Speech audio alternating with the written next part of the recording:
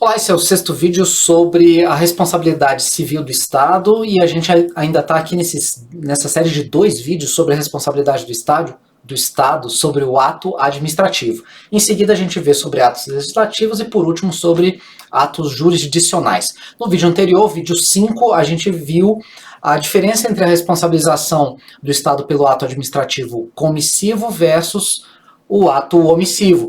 Faltou estudar apenas a terceira forma de ato administrativo, que é a criação de uma situação propiciatória de um dano. Peço aqui que deixem já o seu like no vídeo, apoiem o canal.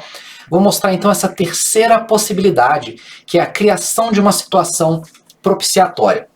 Primeira coisa, eu já vou destacando logo que a teoria da responsabilidade adotada aqui é objetiva, tá? A gente não precisa então ficar encontrando qual agente praticou a falha ou qual serviço falhou ou deixou de falhar. Na situação propiciatória, a gente continua olhando de forma objetiva para nexo de causalidade, dano jurídico. A situação, o exemplo típico da situação propiciatória mostrada pela doutrina é uma situação em que a gente vê que o Estado não foi o agente que provocou o dano, porém ele criou todo um ambiente, toda uma situação que propiciou de forma decisiva a emergência daquele dano. Exemplo, imagina aqui então que o Estado ele deveria manter 2 presidiários de facções rivais, eles deveriam ser mantidos em celas separadas. Porém, em algum momento o Estado falhou e acabou colocando esses 2 presidiários rivais numa mesma cela, sabendo que um deles tinha vantagens em relação ao outro, como por exemplo a posse de armas ilegais, que o Estado deveria evitar que chegasse até esse presidiário número 1, mas não evitou. E aí, como emergência, vemos que um dos presidiários acabou assassinando o outro presidiário lá dentro, né, daquele complexo penitenciário. Então o que a gente tem nessa situação? Foi o Estado que assassinou o presidiário número 2? Não.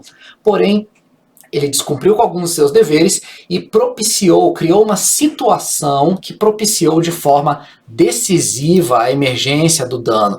Então, a família daquele presidiário número 2 precisa receber uma indenização do Estado, porque foi o Estado quem criou a situação propiciatória do dano, tá? Essa segunda observação que coloco aqui. A conduta do Estado, então, propicia decisivamente a emergência do dano. Não dá para sair, obviamente, culpando o Estado por tudo o que acontece. Não há como ser assaltado e culpar o Estado porque eles tinham o dever de manter a segurança pública. Não, a polícia não é obrigada a estar presente em todos os lugares ao mesmo tempo. Existe aí a teoria do limite do possível, né? Então o propiciamento tem que ser decisivo para a emergência do dano, e um erro como esse de colocar 2 detentos, facções rivais em celas separadas, é o exemplo clássico da doutrina.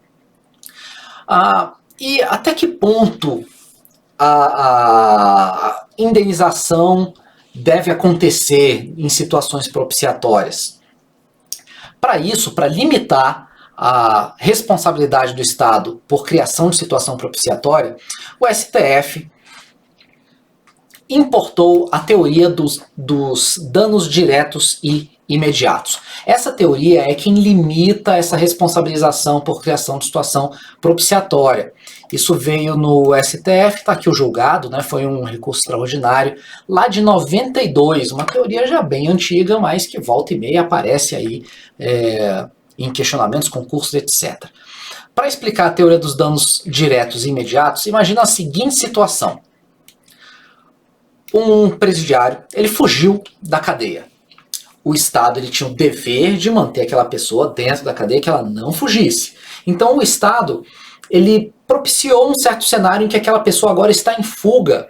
E durante a sua fuga ele pega um carro de uma família, sequestra essa família, entra no carro e foge, gera dano nesse carro, dano moral na família, etc. Enfim, essa situação número 1, o dano que essa família sofreu, não foi provocada pelo Estado, não foi o Estado quem manteve essa família refém, não foi o Estado quem roubou e danificou o carro dessa família, foi o presidiário. Porém, o Estado foi decisivo em deixar essa pessoa fugir da cadeia, e aí então a situação propiciatória desse tipo de dano aconteceu. Durante a fuga da cadeia, ele foi e roubou aquele carro. Está na situação número 1, se aplica sim a teoria, se aplica sim a responsabilidade objetiva do Estado, o Estado deve indenizar essa família. Aí imagina que alguns meses depois, esse fugitivo, agora procurado, então meses depois, ele forma uma nova quadrilha e rouba um carro forte. Situação número 2. A empresa desse carro forte, ou esse banco, tem direito a receber indenização do Estado porque esse assaltante não estaria lá se ele estivesse, em primeiro lugar, preso meses atrás, ele tivesse continuado na cadeia, e o Estado que falhou alguns meses atrás em não mantê-lo preso, e aí agora ele solto, roubou o banco, e agora o banco quer essa indenização. E aí, como que a gente vai dizer que não foi o Estado que criou essa situação propiciatória desse roubo? Aí que a gente aplica a teoria dos danos diretos e imediatos, tá? Veja que o Estado ele não cria esse dano de forma direta, esse dano não foi provocado de forma imediatamente relacionada à situação propiciatória gerada pelo Estado.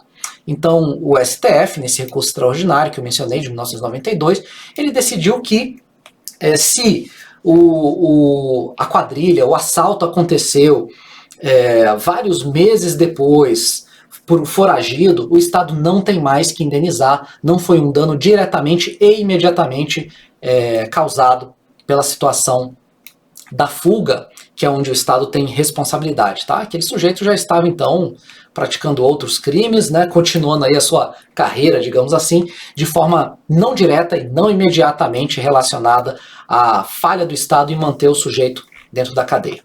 Então, nessa tela, nessa última situação estudada da responsabilidade do Estado por um ato administrativo, lembrem que a gente viu aqui a criação da situação propiciatória, então o Estado não foi omissivamente o causador do dano, foi um terceiro. Porém, o Estado criou uma situação que gerou de forma decisiva aquele dano.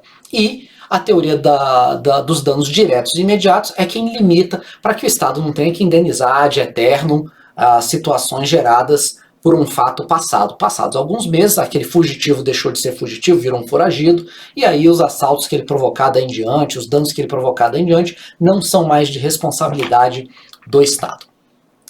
Esse foi, então, o vídeo número 6, né, sobre a responsabilidade civil do Estado. A gente só precisa falar agora de responsabilidade do Estado pelo ato legislativo e pelo ato jurisdicional para encerrar esse roteiro de estudos, um resumo aí de tudo o que vocês, o mais essencial, né, digamos assim, que vocês precisam saber sobre a responsabilidade civil do Estado. Peço que assine o canal, curta, tenta divulgar esse conteúdo. Se você é professor, quiser utilizar esses links, esses vídeos, como uma revisão, um direcionamento para os seus alunos, fique à vontade, agradeço, né, por estar divulgando esse trabalho. E até o próximo vídeo.